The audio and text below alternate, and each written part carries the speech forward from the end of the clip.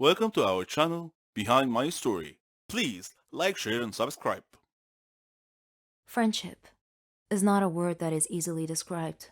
In fact, those who know the true meaning of it are scarce. It usually comes with a bond of trust that is not easily broken. The question is, can you believe in that bond till the very end, no matter what? My name is Sophie. I'm 21 years old. I used to live with my parents and my two siblings, Lena and Brian. Dad's an architect. Mom's a doctor. But she had to leave her job to take care of Brian and Lena because they were young and still needed her care and attention. And for a long time, so did I. As a kid, my parents were always worried about me. I didn't have any friends at school, and I was very shy. I would immediately cry when something happened, but all that changed when I met my guardian angel, Matilda. The way we met was somewhat bizarre. I did pretty well in my studies at school. I had hobbies like art and music. Unfortunately, there was this one group of girls who liked to bully people like me. One day, in science class, I was carrying a project I was working on when those girls stopped me and tried to take my project.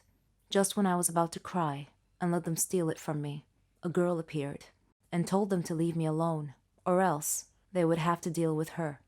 When they saw her, they looked frightened and left in a hurry. I didn't know the girl, but when I turned to look at her, I saw that she was a tall brunette with a beautiful smile. She took my project and held it for me because I was shaking and sobbing. Then she walked me to class and told me she would be back during break to check on me. As she was leaving, she called back to me and shouted that her name was Matilda and said that she would see me later. She did indeed come back during break. The clique of bully girls left me alone after that and kept their distance from Matilda as well. I asked Matilda why they were so afraid of her. She laughed and said it was a long story, but the short version was that she beat them up once and they became afraid of her and stayed clear ever since. I asked her how she knew that those girls were always bothering me. She said it was pure coincidence, that she had happened to be in the classroom the day they tried to take my project from me. She said that I looked so helpless that she decided to step in. I asked her to be my friend.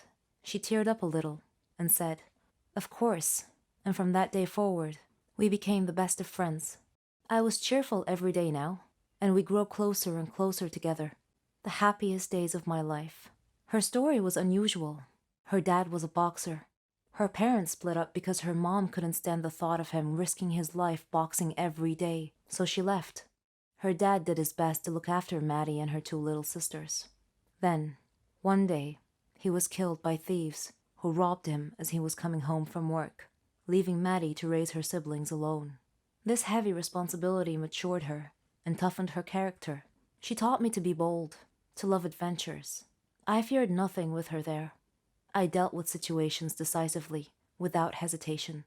We were like two separate halves of a ship sailing in the dark that happened to find each other one night and came together to complete each other.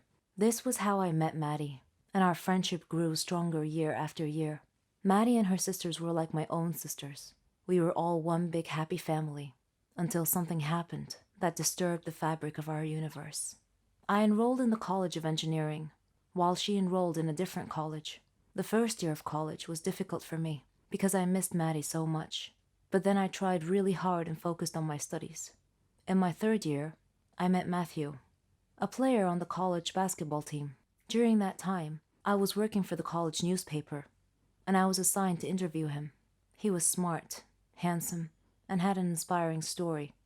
His parents died when he was young, leaving him responsible for his younger brother, so he decided to work and earn money while pursuing his dream of being a basketball player. By the time we met, he had a chance to play in the NBA. We had a connection, and he proposed to me. I wanted to tell Maddie so badly, to share this wonderful news with her, but I couldn't. Maddie had completely disappeared that year, and I hadn't seen her at all.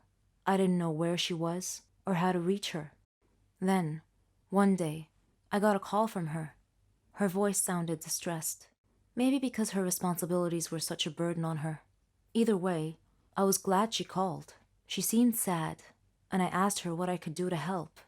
I told her that I wanted to see her, so we could catch up. She agreed, and told me that we needed to get together soon. When we finally met, I saw that she had lost a lot of weight. I asked her why, and she replied that she was working while going to college. She wasn't looking after herself at all, but her eyes told another story. I told her about Matthew, and that we were getting married soon. She smiled, but her joy seemed affected somehow. I didn't know how to describe it. Perhaps it was the disconnected look in her eyes. I wanted to introduce her to Matthew, but apparently they had already met. They spoke politely to each other, but there seemed to be something between them that made us all feel uncomfortable. I didn't know what it was. A while later, Matthew was always nervous about something. He always seemed to be busy with training or games. But was that all there was? At the same time, Maddie had started acting weird as well. Something was going on between them, but I couldn't quite put my finger on it. Whenever her phone rang, Maddie wouldn't answer, or even look to see who was calling. Shortly before my wedding, Maddie had disappeared again without notice. Matthew went back to his normal self, and everything seemed to be fine. The wedding ceremony was going beautifully, until we got to the part where the preacher said, "Anyone who saw a reason why this marriage should not take place, may they speak now or forever hold their peace." Well, it turned out that there was someone who saw a reason why this marriage should not take place, and that someone did speak up. And much to my amazement, it was Maddie. She shouted that Matthew was her fiancé, and that he had deceived her and left her for me. Matthew looked at her with a perplexed look on his face, as if this was news to him. I felt like time had shifted into slow motion. I had to be dreaming. I couldn't imagine why neither of them told me this before. I looked at Maddie and asked if it was true. She said, "I'm done lying to you. I don't want to act anymore. Meeting you has been the most horrible thing that has ever happened to me. My life was going well till I met you. You got everything you wanted, even Matthew. He chose you instead." I was staring, lost for words. Tears started running down my face. "Please leave," I said quietly. Maddie was crying too, yet she smiled and walked away. I didn't understand her behavior. Why did she smile as she walked out of my life? Days later, the answer revealed itself. Matthew and I knew each other well, and what happened at the wedding did not affect us at all. Still, I could see it in Matthew's eyes. He had something to tell me, and one day, he came inside the house with tears in his eyes. I asked what was wrong, if his family was okay. He nodded and said, "They're all fine, Sophie, but there's something I've been wanting to tell you." During those times, when Maddie disappeared without warning, it was because she kept a secret from you. She had a terminal disease. She was dying. I was shocked. He continued and said that she had arranged the scene at the wedding to make me hate her, so that when she died, I wouldn't feel grief or sorrow. That she had loved me so much. Soon after our wedding day, her disease took a turn for the worst, and she died. I was still standing in shock. He gave me the letter she wrote me. "Dear Sophie, I'm sure that up to this point in time, you didn't understand my strange behavior, my sudden change. It was necessary to protect you from the shock of my death. I had no choice but to make you hate me. Don't be upset with me, dear Sophie. These are the last moments in my life, and I just wanted to tell you that I love you. Forever friends, Matilda." I cried like I never did before. I had lost my best friend. Dear Maddie, now I know the reason for your tearful smile when you left the wedding that day. You are still my one true friend. Not a moment has passed without thinking of you. Forgive me for not being there when you needed me most. You will always be in my heart. One nice thing about success is seeing all your friends and family being so proud of you and your accomplishments. This mutual respect and appreciation is what real friendship is all about. My story is about success and friendship, and also when two friends become incompatible and no longer go hand in hand. My name is Sherry, and I'm 21 years old. I had a friend named Margot. She wasn't just my friend. She was my best friend. My sister. She meant the world to me. We were alike in so many ways. Even in our hobbies, our dreams. After my dad's death, Mom and I moved to Margot's neighborhood, since her mom was my mom's best friend. I was only 3 years old at the time, so Margot and I practically grew up together. At school, We shared the same classes, studied together, and even partnered as lab partners. She and I both aspired to become pharmacists. I struggled through high school, but made it through with Margot's support and encouragement. I didn't have as much freedom and independence as she did, because my mom was too overprotective of me. It was at this point that my story really began. When I decided to join the Faculty of Pharmacy, Margot asked me why I chose that major, and I told her that my dad had died of a malignant disease that had no cure, so it was my dream to find a cure for it, to save lives. I studied hard and successfully enrolled in the Faculty of Pharmacy. Margot was very happy for me, and she promised to keep me focused on discovering that cure for Dad's fatal disease that I so passionately sought.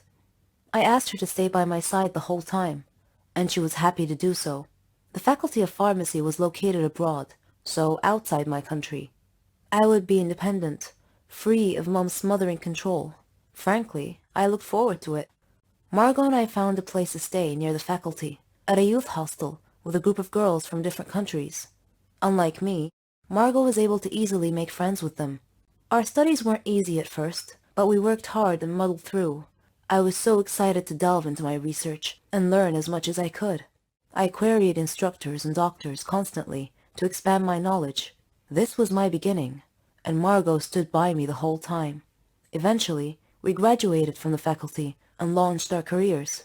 I started at one pharmaceutical company, while she started at another.